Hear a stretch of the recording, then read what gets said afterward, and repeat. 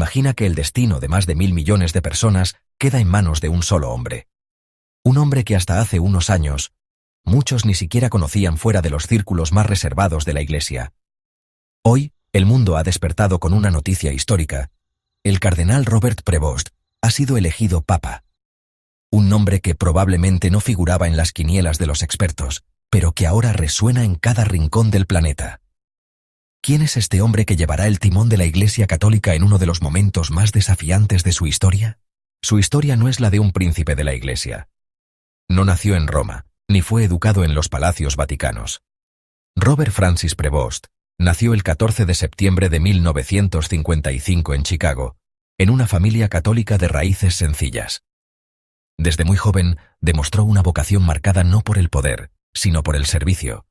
Y ese detalle, aparentemente menor, marcaría el rumbo de toda su vida. En una época donde el protagonismo parecía reservado para clérigos mediáticos o diplomáticos de carrera, Prevost optó por el silencio del trabajo misionero.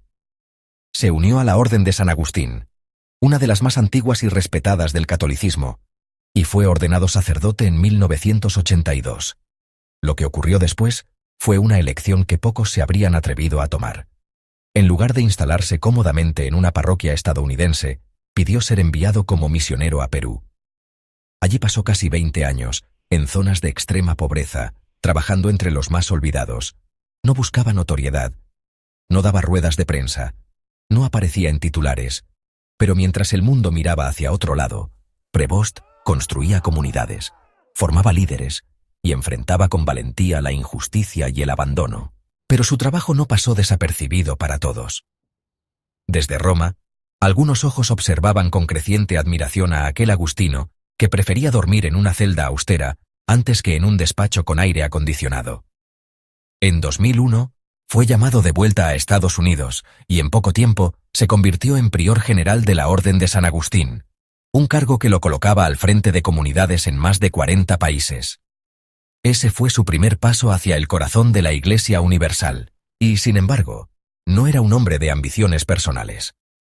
A cada paso, demostraba una humildad que contrastaba con las tensiones de la curia romana. No buscaba escalar. Pero la Iglesia, en tiempos turbulentos, empieza a buscar hombres que no desean el poder, precisamente porque son los únicos capaces de ejercerlo con sabiduría. En 2014, el Papa Francisco lo nombró obispo de Chiclayo, una región del norte del Perú marcada por la violencia, la pobreza y el abandono institucional. Allí, Prevost no solo revitalizó la pastoral local, sino que se enfrentó sin miedo a los poderes corruptos que operaban en la sombra. Su estilo era firme pero sereno.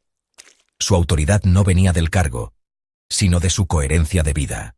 Fue entonces cuando algo inesperado ocurrió. En 2020, en medio de una iglesia sacudida por escándalos y divisiones internas, Francisco lo llamó a Roma. Le confió la Congregación para los Obispos, una de las instituciones más poderosas del Vaticano. Desde ese momento, Prevost se convirtió en el hombre encargado de seleccionar a los futuros obispos del mundo entero. Un puesto estratégico, un puesto que, durante siglos, ha sido un semillero de influencia y poder. Y fue en ese cargo donde mostró su perfil más nítido. Mientras algunos esperaban decisiones diplomáticas, Prevost sorprendió con nombramientos audaces, con una clara preferencia por pastores con olor a oveja, como diría el mismo Francisco. Lejos de las élites eclesiales, eligió hombres con experiencia de calle, con heridas, pero también con fe probada. A lo largo de estos años fue tejiendo una red de confianza que lo consolidó como una figura clave en la reforma de la Iglesia. No era elocuente en los medios, no lanzaba discursos teológicos complejos, pero su influencia crecía, hasta que llegó el día de hoy. En medio de un cónclave cargado de incertidumbre, donde el mundo esperaba continuidad o ruptura, los cardenales optaron por una tercera vía, la profundidad silenciosa. Eligieron a Robert Prevost, y al aceptar, eligió el nombre de Juan Pablo III, en homenaje a los dos papas que marcaron el rumbo de su fe, Juan Pablo II, con su firmeza moral, y Juan XXIII, con su espíritu pastoral.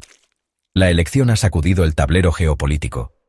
Porque no solo se trata de un papa estadounidense, el primero en la historia, sino de un hombre profundamente latinoamericano en su alma. Prevost es, en esencia, el fruto de la Iglesia del Sur. esa que ha crecido entre la pobreza, el sincretismo y la esperanza. ¿Pero qué desafíos le esperan? Primero, una iglesia dividida, entre los que quieren acelerar las reformas y los que las resisten con uñas y dientes. Prevost deberá caminar por la cuerda floja, buscando unidad sin renunciar a la verdad. Y eso, en el Vaticano, es una tarea que ha quebrado a muchos. Segundo, el secularismo.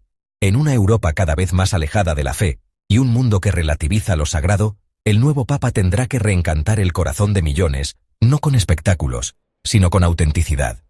Tercero, la gestión de los abusos. Aunque la Iglesia ha dado pasos firmes en este tema, aún hay heridas abiertas. Prevost, con su historia de cercanía a las víctimas y su tolerancia cero, representa una esperanza concreta. Pero también sabe que los enemigos de la transparencia son poderosos y no se rinden fácilmente. Y cuarto, la espiritualidad. Porque más allá de los desafíos políticos y estructurales, lo que está en juego es el alma de la Iglesia. Y aquí, la vida de oración de Prevost será su ancla.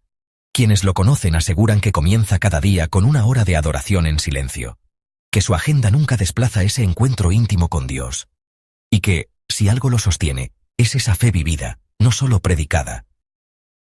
Pero hay algo más, algo que lo distingue. Prevost no viene a imponer, viene a escuchar, viene a servir. En su primer discurso, desde el balcón de San Pedro, no habló de poder ni de estrategias. Solo pidió una cosa: oren por mí, para que no me aparte nunca del camino de Jesús. Ese mensaje, breve pero profundo, ha conmovido incluso a los más escépticos. Porque en un mundo hambriento de líderes verdaderos, el nuevo Papa no ha prometido soluciones mágicas. Ha prometido fidelidad. Y esa, tal vez, es la mayor revolución. En las próximas semanas, el mundo observará cada uno de sus gestos, cada decisión, cada silencio. Porque en la Iglesia, lo simbólico es tan importante como lo doctrinal. ¿Qué nombramientos hará? ¿Qué reformas impulsará? ¿Qué prioridades marcará? Pero más allá de eso, queda una certeza. La Iglesia ha elegido a un pastor. A un hombre que no busca aplausos, sino almas.